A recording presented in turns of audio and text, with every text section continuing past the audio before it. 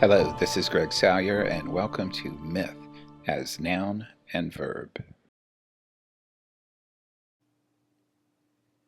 Myth is one of those words that has multiple and even opposite meanings. We use it mostly to mean something that is false.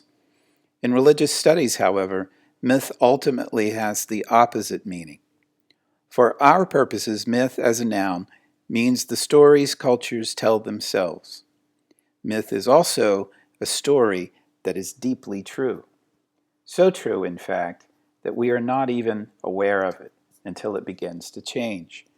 As Jackson Browne writes in his song, For a Dancer, it's like a song I can hear playing right in my ear that I can't sing, but I can't help listening.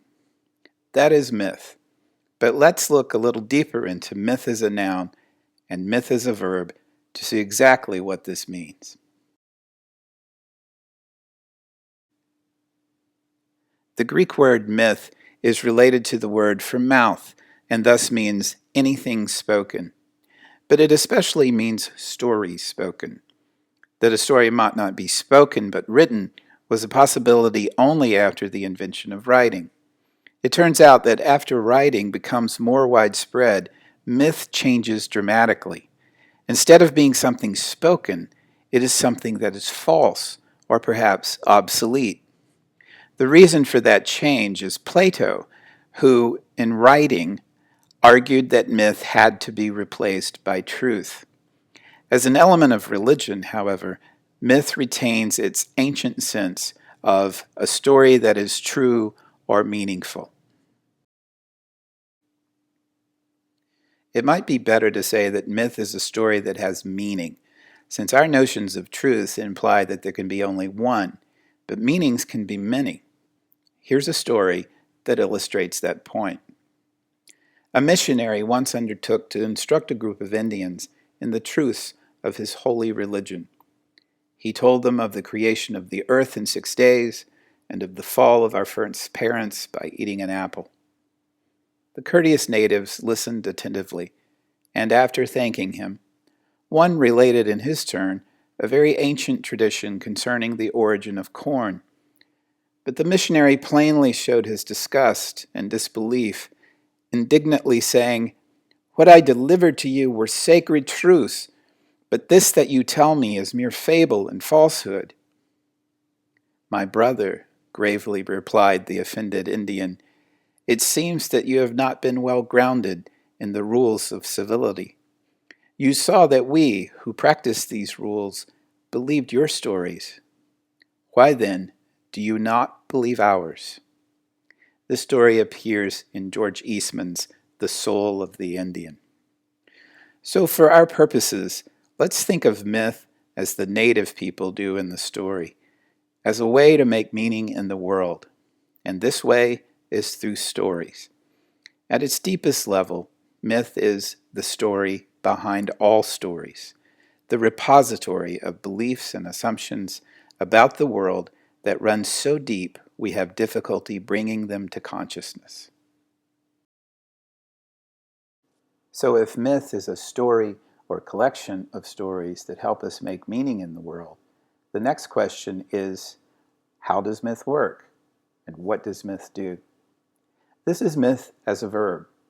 In short, myths tell us how the world works and how to live in it. Why would we need to know that?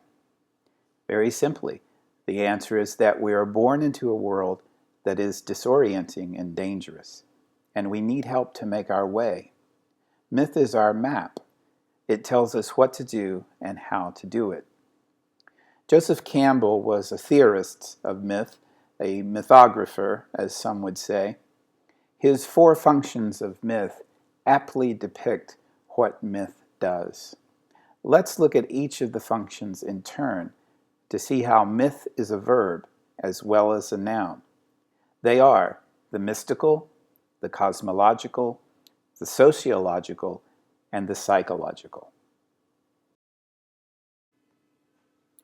Joseph Campbell writes, "Traditionally, the first function of a living mythology is to reconcile consciousness to the preconditions of its own existence.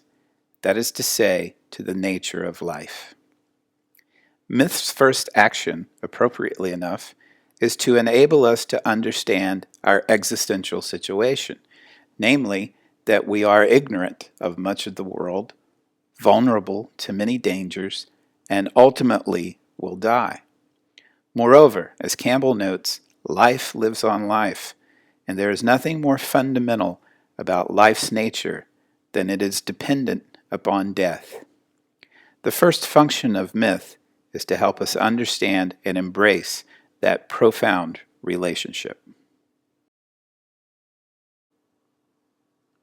Campbell writes, "The second function of mythology is to present an image of the cosmos, an image of the universe round about that will maintain and elicit this experience of awe, or to present an image of the cosmos that will maintain your sense of mystical awe and explain everything that you come into contact within the universe around you."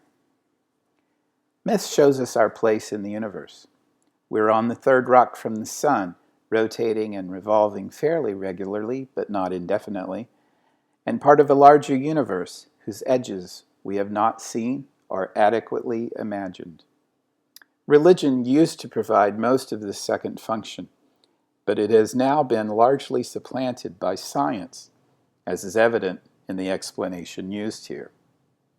Campbell's favorite image was a photograph of the Earth taken from the moon because he thought the solid blue globe with no divisions or borders could give birth to a new transcendent mythology exercising this second function.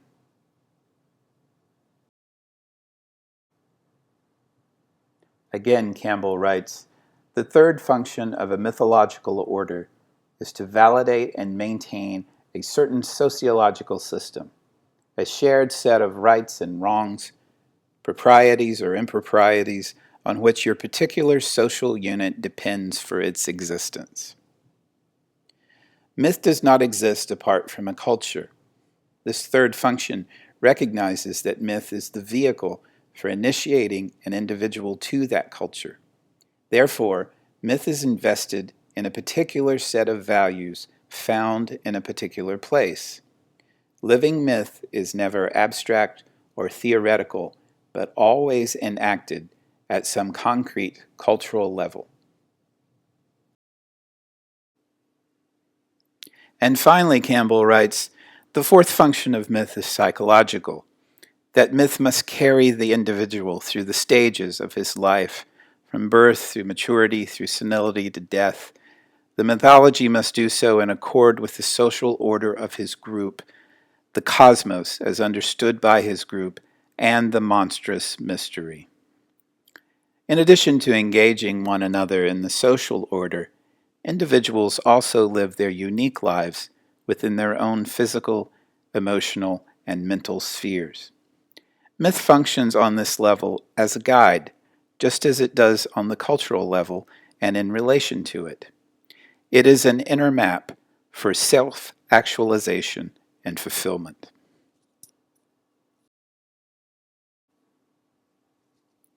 Myth as a noun is the wellspring of our beliefs and assumptions about the world that are emitted through stories of creation, relation, and death. Myth as a verb animates our path, telling us what to do and why. It is a story enacted that comes before us but is enacted by us at the most important moments of our lives. In fact, you're enacting a myth right now. Somewhere you heard the story of the myth of education as improvement, both professionally and personally. Moreover, you acted upon it by enrolling at Capella. A myth that is acted upon is by definition true. And it's not the truth of philosophy, it's the truth of life, which is another way of saying it is meaningful.